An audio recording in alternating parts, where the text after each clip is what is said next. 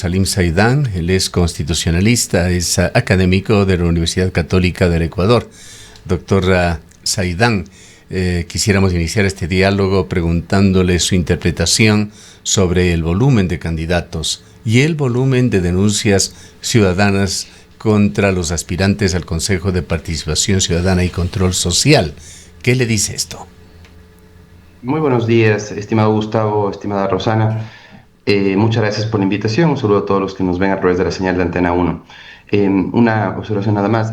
Actualmente me desempeño como decano de la Facultad de Jurisprudencia de Uniandes. Perfecto. Perdón por En el... relación a lo que usted me consulta, mi estimado Gustavo, yo le diría que esta cantidad de candidatos, esta proliferación de candidatos para el Consejo de Participación Ciudadana, lo único que confirma es la necesidad de suprimirlo. Definitivamente es un organismo, conjuntamente con el Consejo de la Judicatura, que siempre busca ser cooptado por las organizaciones políticas, ¿sí? Los escenarios de disputa se han centrado justamente en los dos consejos, Consejo de Participación Ciudadana. ¿Por qué razón? Porque la potestad nominadora recae justamente en este organismo, selecciona autoridades de control y de justicia. Y por otro lado, en el Consejo de la Judicatura, porque como ustedes saben, es quien lleva a cabo el concurso para designar a los jueces titulares de la Corte Nacional de Justicia. Es del organismo de disciplina, es del organismo que sustancia los procedimientos disciplinarios en contra de los jueces, y pues obviamente por eso también es un escenario de disputa. Entonces, lamentablemente las organizaciones políticas no han entendido la finalidad de estos dos organismos, que si funcionarían bien, podrían servir de mejor manera al ciudadano. Por ejemplo, en el caso del Consejo de Participación Ciudadana, se supone que es un organismo que le iba a hacer contrapeso a la clase política y que iba a empoderar al ciudadano para que los ciudadanos sean los protagonistas de los procesos de selección de autoridades, al punto que hay supuestamente comisiones ciudadanas de selección que casi siempre buscan ser también cooptadas por las organizaciones políticas. Mire lo que ha pasado con el concurso para fiscal general. Se encuentra estancado en una transición inexplicable entre la fase de calificación de méritos y la fase de impugnación ciudadana. ¿Y eso por qué? Porque el informe final de méritos emitido por esa Comisión Ciudadana de Selección no fue aprobado por el Pleno del Consejo de Participación Ciudadana. Entonces, mire qué lamentable es ver eso, y pues yo veo con mucha preocupación que se va a repetir la misma historia de siempre. Las organizaciones políticas encubiertamente van a apoyar a ciertos candidatos para lograr una mayoría que no es fácil de lograr, perdón, que no es difícil de lograr. Apenas con 4 consejeros se logra mayoría y se tiene más incidencia para la selección de autoridades. Así que yo creo que ese es el escenario más probable, que nuevamente va a ser cooptado por el poder político de turno. Ahora, doctor Saidán, justamente esa es la principal preocupación, cómo hacer que estos candidatos o candidatas efectivamente sean neutros. Y hemos visto lo que ha pasado en consejos de participación ciudadana anteriores, incluso recordamos lo ocurrido con quienes llegaron vía Liga Azul a ser parte de este organismo, pero como usted dice, muy vedadamente, probablemente muchos de los candidatos y candidatas que se estarían postulando para un cargo o un puesto en el Consejo de Participación Ciudadana van a responder a una organización política, y si no lo hacen en el proceso para llegar al organismo, lo harán luego. Exactamente. Perfecta descripción, estimada Rosana. Yo considero que lo que está sucediendo en el Consejo de Participación Ciudadana es lo siguiente. Aparentemente se presentan como candidatos que nacen de organizaciones sociales, de la sociedad civil, y como usted dice, o nacen ya comprometidos o llegan comprometidos, o en el ejercicio del cargo se comprometen, se alinean con una de las organizaciones políticas que se disputan el control. Lo que usted describe es correcto. El correísmo, el morenismo, el asismo, el novoísmo, en los 4 periodos que describo, se ha buscado cooptar el Consejo de Participación Ciudadana. Si no, mire el señor Fantoni, el triste papel que ha desempeñado como presidente del Consejo de Participación Ciudadana, ¿sí? Ha dejado paralizados los concursos que le conviene a la línea política a la que responde, Y pues por otro lado también usted ha visto que se han desarrollado con bastante sospecha otros concursos, ¿sí? Entonces, mire, lo de los encargos que se ha normalizado ya en este país, tenemos un montón de encargados, mire lo que está pasando en la Corte Nacional de Justicia, también es crítico. Ojalá que en el Consejo de la Judicatura sí agiliten ese concurso, porque es otro consejo que también ha demorado mucho el desarrollo de los concursos y por eso es que tenemos encargados por todo lado, en la justicia, en organismos de control importantes, tenemos autoridades encargadas y eso definitivamente debilita la institucionalidad. Ahora, doctor Saidán, entre esos 308 precandidatos, de hecho hay muchos rostros políticos, varios vocales inclusive y ex vocales de este organismo que quieren repetir. Pero por allí aparecen rostros que por lo menos no están ligados directamente a partidos o movimientos políticos. Ramiro García, penalista conspicuo hoy en día por los casos que maneja, entre ellos el caso del alcalde de Guayaquil. O está Henry Yanes, un viejo luchador por el Instituto Ecuatoriano de Seguridad Social. Los dos coinciden en algo, en su convicción de que el Consejo de Participación Ciudadana y Control Social no va a desaparecer y su objetivo como candidatos es cambiarlo desde adentro. Sí, ahí hay cuadros que me preocupan. Mire, por ejemplo, el caso de Ramiro García, abogado muy cercano a Aquiles Álvarez. Dudo mucho que sea auténticamente ciudadana su participación en caso de ser electo. Y hemos visto también mucha gente había elogiado siempre sus opiniones supuestamente técnicas. Yo siempre tuve mis observaciones con respecto al señor García. Por otro lado también, mire, Ramiro Rivera, yo le tenía muy buen concepto, hizo una interesante carrera política en la democracia popular, tiene muy buena formación, Ramiro. Sin embargo, no me ha gustado lo que ha venido ocurriendo con Ramiro Rivera desde el gobierno de Lasso y ahora el gobierno de Noboa. Él es un político de cepa, sinuoso, sí, coincidimos absolutamente con usted, pero es un político de larga data en Ecuador. Claro, pero usted recordará que desde la época en que se encargó del comercio por encargo del gobierno de Guillermo Lasso y después, digamos, sus posiciones políticas muy afines al gobierno, a mí me despiertan la sospecha de que obviamente el vínculo es cercano con el gobierno y que obviamente va a tener una línea afín al oficialismo. Entonces, qué pena, ¿no? Que tengamos que presenciar ese escenario con personajes que sin duda tienen muy buena formación. Mire, por ejemplo, el señor García, Ramiro Rivera, son personas muy bien formadas. Nadie puede poner en duda la formación que ellos tienen, estudios en el extranjero, en España, en otros países, han cursado importantes maestrías. No pongo en duda la formación que ellos tienen, pero sí los vínculos políticos que les une a ciertos líderes y organizaciones políticas que definitivamente no les acercan a los ciudadanos. Y estamos hablando de este organismo que no podemos olvidar, cuyo principal objetivo es el de ser un espacio de representación ciudadana. Claro, usted tiene el máximo organismo de representación popular, que es la Asamblea Nacional, y se supone que el Consejo de Participación Ciudadana cambió su conformación. Ya no nace de postulantes de organizaciones sociales que se inscriben en el CNE como fue inicialmente programado o configurado, sino que ahora cualquier ciudadano se puede postular, sin que obviamente tenga vínculos formales con las organizaciones políticas. Pero ya sabemos que los vínculos encubiertos son evidentes. Y por eso es que hemos tenido consejeros afines al socialcristianismo, afines al correísmo, afines al novoísmo, y ese no fue el espíritu con el cual se creó el Consejo de Participación Ciudadana. Entonces yo sí lamento mucho que la clase política no comprenda que debe quitar sus manos, su mirada, su enfoque en esos consejos y dejarlos que trabajen técnicamente. El problema es que se traban los concursos, se apadrinan candidatos y después se contaminan los procesos. Y eso definitivamente los ciudadanos no podemos tolerar, porque al menos quienes toda la vida hemos hecho academia, confiamos en que en algún momento vamos a tener en el ejercicio de cargos públicos a personas que realmente estén comprometidas con el servicio al país y que van a permitir que las funciones del Estado y los organismos independientes realmente funcionen técnicamente y no respondan a ciertas líneas políticas, a ninguna línea política.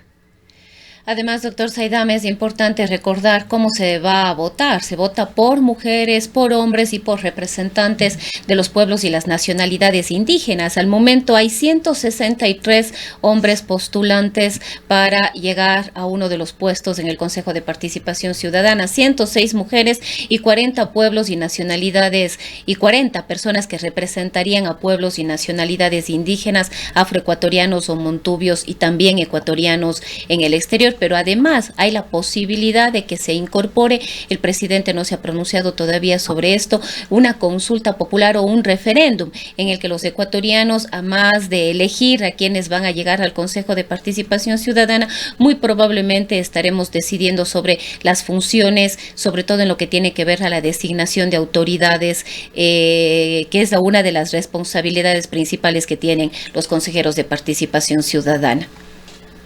Sí, efectivamente, aparentemente la forma de elección asegura la representación de los distintos grupos sociales. Sí, esa es la idea que nos vendieron. Pero ya saben ustedes lo que pasó, lo que usted muy bien recuerda, mi estimada Rosana, lo de la Liga Azul, ya fue un descaro, ¿no? Allen Berbera y otros consejeros llegaron, obviamente, patrocinados por el correísmo, inclusive vistiendo los colores de la organización política que en su momento los apadrinaba. Y lo propio con una consejera por ahí que obviamente respondía a la línea social cristiana y que parece que ahora ya tuvo cierto viraje. Entonces, realmente están representando a los pueblos montubios, afrodescendientes, indígenas, están representando realmente a las mujeres del país, a los hombres del país. No, realmente lo que está sucediendo es una réplica de lo que ya ha venido sucediendo. Este organismo no ha funcionado porque la clase política no ha madurado y no ha entendido que el espíritu con el cual se creó es que se empodera a los ciudadanos para que las organizaciones políticas tengan un contrapeso. Finalmente, las organizaciones políticas se disputan este espacio y por eso es escenario de frecuentes conflictos, juicios políticos. Mire cuántas veces hemos tenido juicios políticos a los consejeros en la Asamblea Nacional. Incumplimiento de funciones ha sido cualquier cosa. Mire lo que sucedió hace poco con uno de los consejeros, fue terrible, no hubo ningún incumplimiento de funciones, lo acusaron de haber hecho algo antes de asumir el cargo.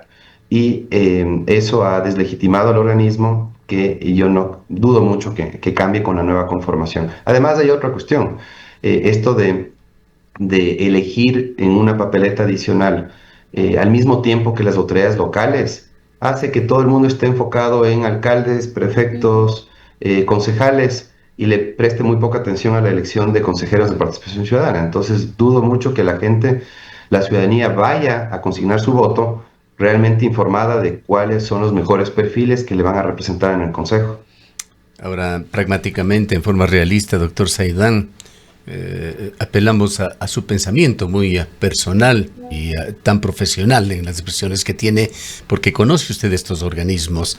Es claro que lo que preguntaba Rosana, esas iniciativas para desaparecer al Consejo de Participación Ciudadana o Control Social, o para reformarlo, para que deje de tener ciertas funciones, sobre todo relacionadas con la elección de autoridades de control, no han progresado. No hay visos de que éstas progresen y de que efectivamente esa institución vaya a desaparecer.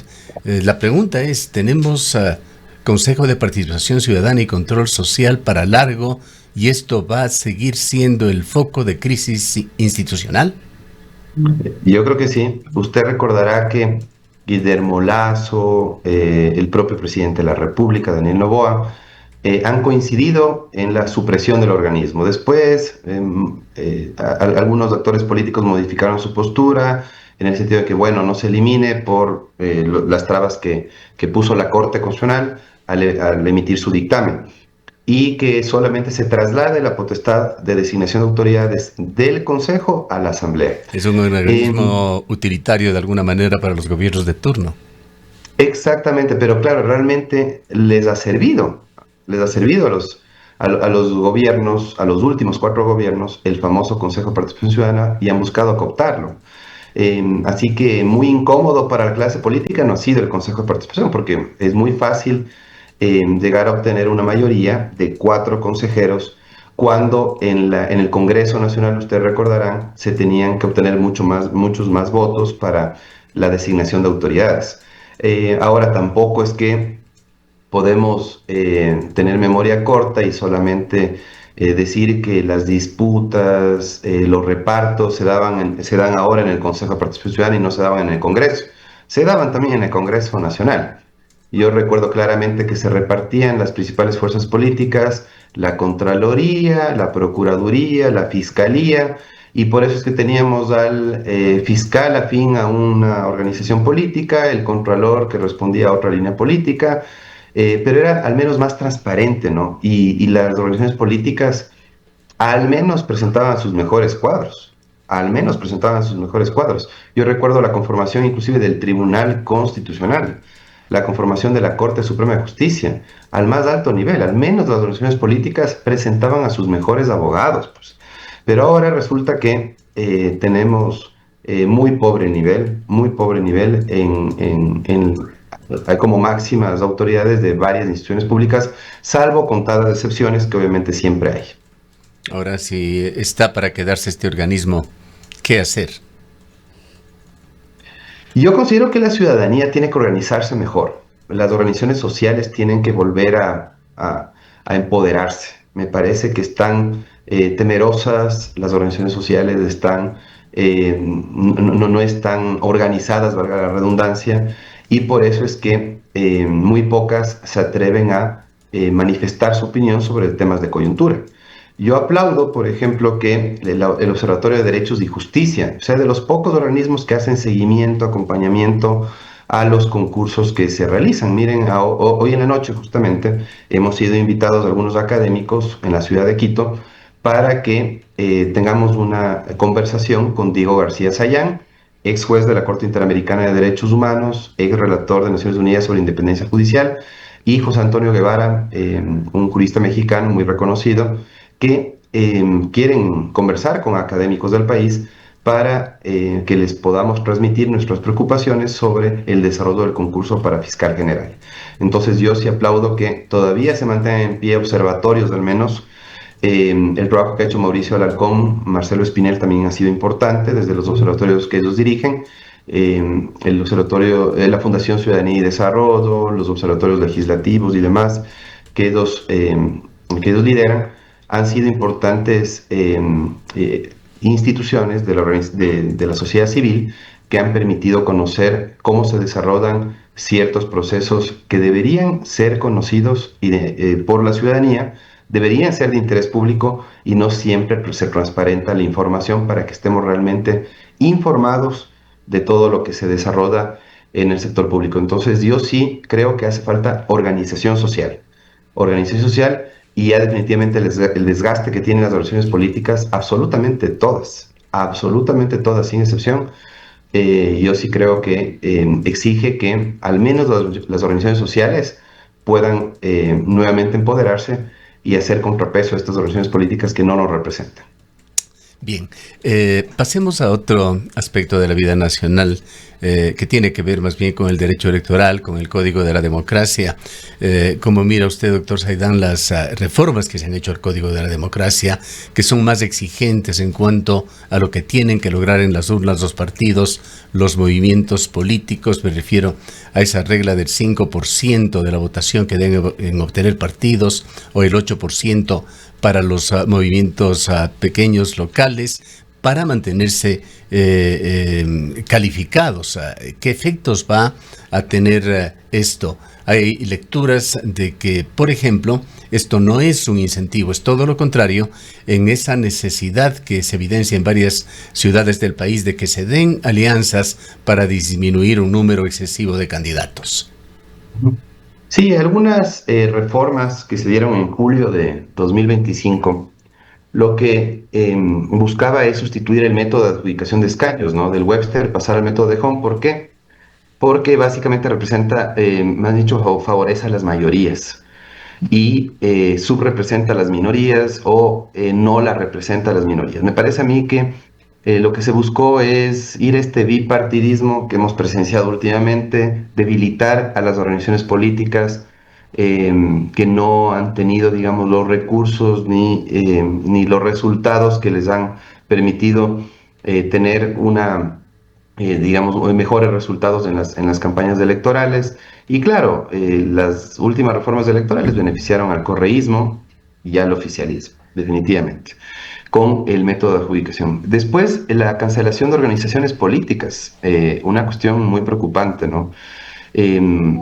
Creo yo que hay que profundizar la reforma, ojalá que en medio de los procesos electorales, porque como ustedes saben no se puede hacer reformas en medio de...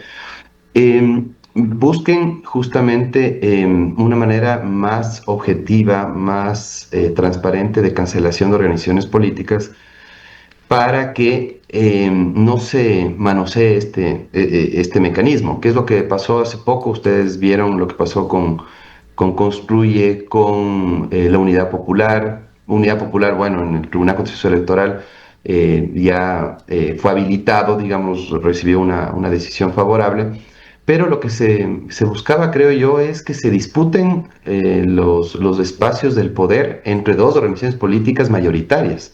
Y mucha gente puede pensar, ah, no, es que son las que más representan a la mayoría. Realmente yo le puedo asegurar, estimado Gustavo, que sí, existirían otras alternativas más serias, una clase política que sea mucho mejor formada, podría ser una gran alternativa para ya salir de del autoritarismo representado justamente por estas dos organizaciones mayoritarias.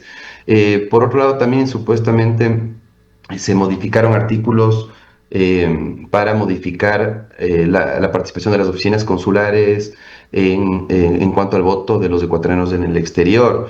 Se establecieron sanciones más estrictas por excesos en los aportes y gastos durante las campañas electorales, reformas que aparentemente pueden parecer beneficiosas, pero que realmente han tenido cálculo electoral. Lastimosamente las reformas electorales acá han sido promovidas para favorecer a unos y perjudicar a otros actores políticos y eso las deslegitima. Definitivamente eso no despierta la confianza ciudadana. Ahora, esto tampoco ha llevado a resolver, por ejemplo, la dispersión de candidaturas. Nuevamente, si hablamos de Cuenca, una ciudad todavía relativamente pequeña en comparación con otras del país, con 12 precandidatos, 13 precandidatos. Recordamos que las últimas autoridades que han llegado, por ejemplo, a la alcaldía de Cuenca lo han hecho con menos de un 20% de el porcentaje de la votación total. Esto, sin duda alguna, no favorece a la democracia y estas nuevas reglas del juego, lejos de contribuir a superar estas deficiencias, la estarían ahondando. Exactamente, yo veo que lo que justamente en Diario El Expreso hace un par de días se alertaba, ¿no? Desde el análisis de un colega, Giuseppe Cabrera, se resaltaba justamente la preocupación de que se repita nuevamente lo que ya sucedió en anteriores procesos. La cifra de candidatos, él decía, desde ya se visualiza, no resulta inusual. Cree que esta podría reducirse cuando concluyan las alianzas y se oficialicen las inscripciones. Sí, al menos eso esperemos que se concrete, las famosas alianzas. Pero yo coincido con él. El problema no es la cantidad de nombres, sino que muchas de estas responden a la obligación legal de los partidos de presentar candidatos para sobrevivir y a los incentivos que reciben para participar, pese a no tener opciones reales de triunfo. Entonces, eso de financiar las campañas electorales, muchas veces por vanidad de los candidatos o para sobrevivencia de las organizaciones políticas, no le hace bien a nuestra democracia y el problema, como él dice, Giuseppe Cabrera, no es que haya muchos candidatos, sino que demasiados no tienen posibilidades reales de ganar.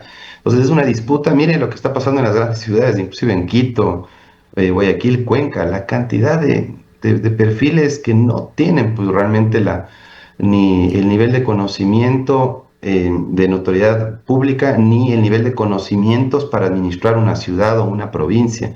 Solamente lo que buscan es fragmentar, que se disperse el voto y tener más opciones con el porcentaje que usted señala, con 18, 20%, con muchas veces problemas en el Consejo, porque no tienen la mayoría en el Consejo para asegurar la aprobación de las ordenanzas que necesitan para ejecutar sus planes de trabajo, sus planes de gobierno local. Entonces, sí veo que sí hay un problema. Y lo que decía justamente una colega de una universidad de Guayaquil, Andrea Endara, sí existe una mayor cantidad de precandidatos de la prevista, sobre todo por la fragmentación del sistema de partidos, dice ella, y el debilitamiento de varias organizaciones políticas. Entonces dice ella que eso podría dispersar el voto de las principales alternativas, incrementar el recurso de recursos públicos en la campaña y restar la competitividad a opciones con mayores posibilidades. Entonces, yo sí coincido que definitivamente hay demasiadas candidaturas poco representativas y sobre todo la irresponsabilidad, ¿no?, de poner a tanta gente, y no es por subestimar a la juventud, es porque realmente se necesita experiencia para manejar temas de contratación pública, temas muy delicados temas ambientales, por ejemplo, para tener un buen criterio de el ordenamiento territorial. No es poca cosa pues administrar una ciudad o una provincia, y sí vemos con mucho pesar que algunas organizaciones políticas han optado por la improvisación, por jóvenes que recién están empezando su carrera y van a experimentar, a probar digamos, a poner a prueba su capacidad para administrar ciudades. Me parece irresponsable de parte de las organizaciones políticas. Para finalizar, doctor Saidán, hablemos de la autoridad electoral. Uno de los organismos que funciona inmune a lo que dicen las normas en cuanto a su reorganización, a la paulatina renovación que debía haber tenido el CNE. Quisiéramos observación sobre si ha tenido algún giro positivo tras la asunción del mando de José Cabrera. Ningún giro. De hecho, fue sorpresiva la renuncia de Diana Tamain, cuando parecía tener su autoridad consolidada. Pero sí me preocupa mucho. Me preocupa mucho que el ingeniero Cabrera está al frente de la institución cuando más se necesita transparencia en el manejo de los sistemas informáticos.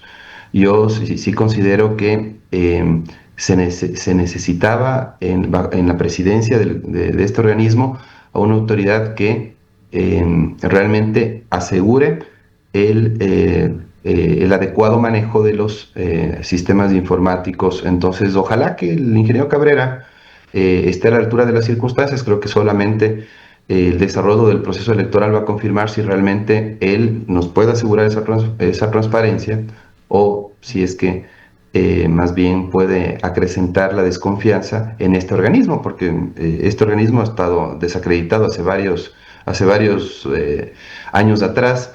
Mire, hace ya un par de años tenían que terminar sus funciones unos cuantos consejeros y continúan en funciones. La única consejera del CNE que aparentemente le hacía contrapeso a la mayoría del CNE, también ya no aparece en la palestra pública, y creo yo que es evidente lo que está sucediendo en el CNE. Me parece que es un organismo poco transparente, es un organismo que no ha estado a la altura de las circunstancias de los procesos electorales.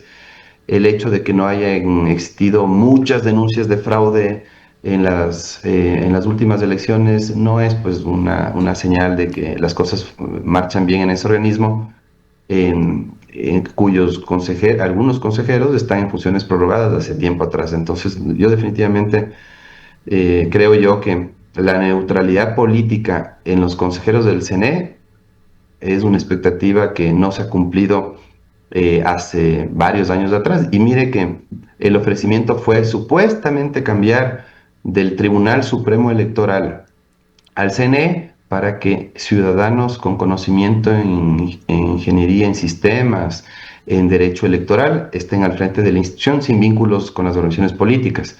Y miren lo que tuvimos desde la época del Trujillato. Mucha gente santifica al famoso Trujillato o cuestiona que se lo estigmatice, pero realmente eso es lo que tenemos desde el Trujillato. Ustedes recordarán que había un concurso en donde estaban participando gente conocedora de temas electorales. De repente eso fue un grotesco reparto entre Pachacutic, correísmo, socialcristianismo, creo, y ahí tienen a los consejeros aferrados a sus cargos. Lastimosamente no se pueden dar los cambios con la excusa de que estamos en proceso electoral permanente. Bien, muchísimas gracias por habernos acompañado, doctor Saidán. Muchas gracias a ustedes, estimados Gustavo y Rosana. Declaraciones del doctor Salim Saidán, constitucionalista, académico, decano de la Facultad de Jurisprudencia de la Universidad Uniandes.